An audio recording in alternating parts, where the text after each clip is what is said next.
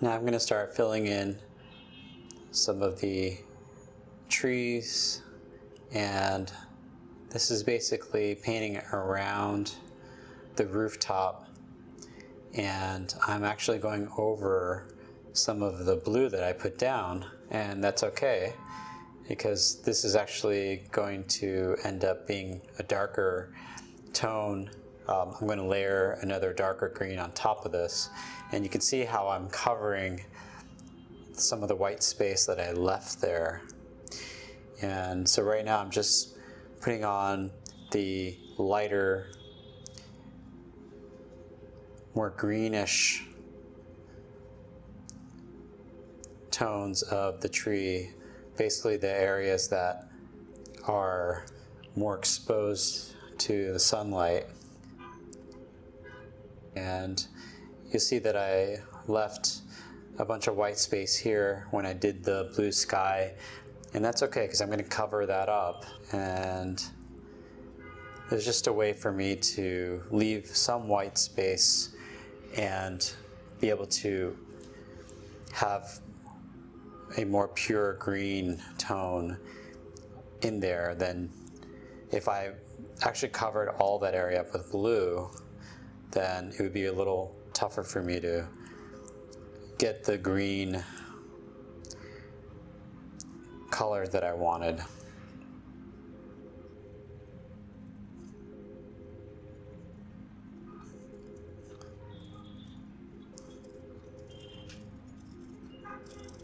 Now I'm going to start adding the darker shades of the green. I'm using the peripheral green now.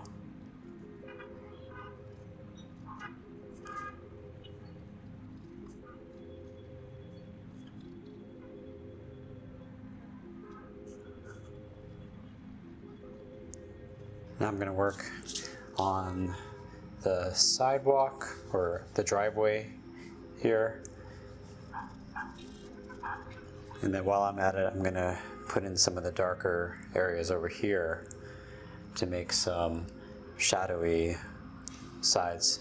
I'm trying to keep the focus of the painting on this house and not put too much focus on the neighboring houses. My clients did not want to focus or did not want to emphasize the neighbors as much.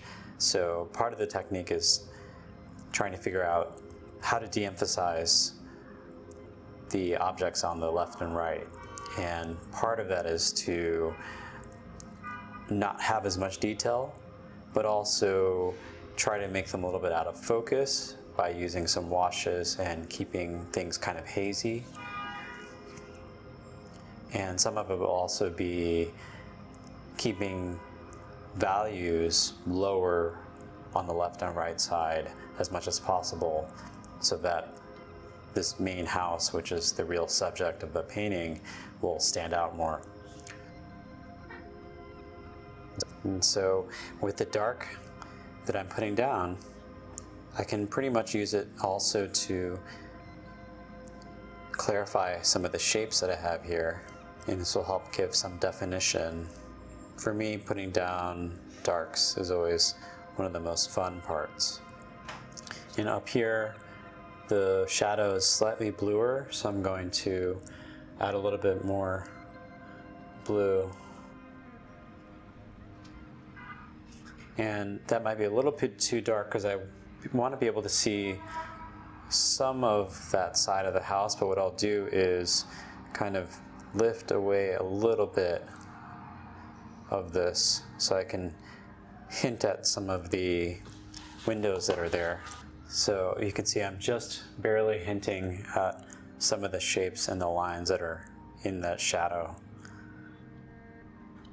So the shadows, the dark areas will help us frame this main house, and I think that will be effective for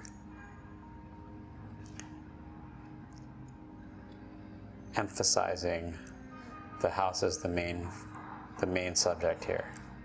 Now I have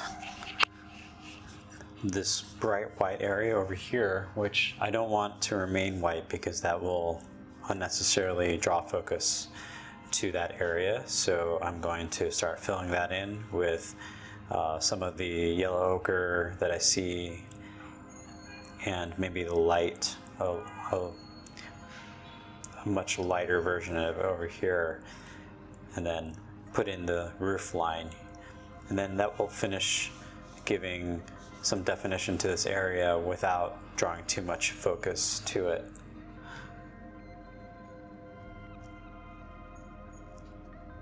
I'm going to go in with the burnt sienna to start emphasizing this gutter area. And I'll do the same up here. And just putting those colors down, you can see how it's already starting to help it to blend in more to the peripheral. Again, we don't want to draw too much attention to this area. And I'm probably just going to do this area right here with a little bit of a dirty brush just to fill it in so it's not white. And I'll do the same over here. I'm going to wet this whole area because I kind of want all of this to be a pretty even value, even though there's a gradient here. I'm going to try to treat all of this at once, so there's somewhat of a gradient from the lighter areas at the top, at the roof line going down. It'll get darker. And I'm going to add some burnt sienna to this back here. It's kind of darker.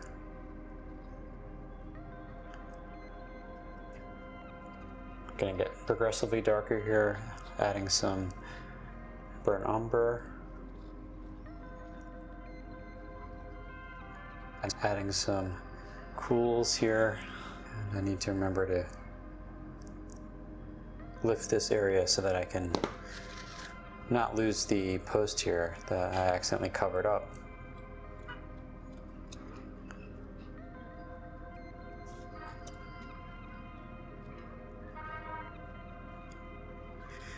And part of the trick here of keeping these peripheral subjects more on the side and not draw too much attention to them is to make sure most of it's going to be soft and diffused so that we don't draw so much attention to it.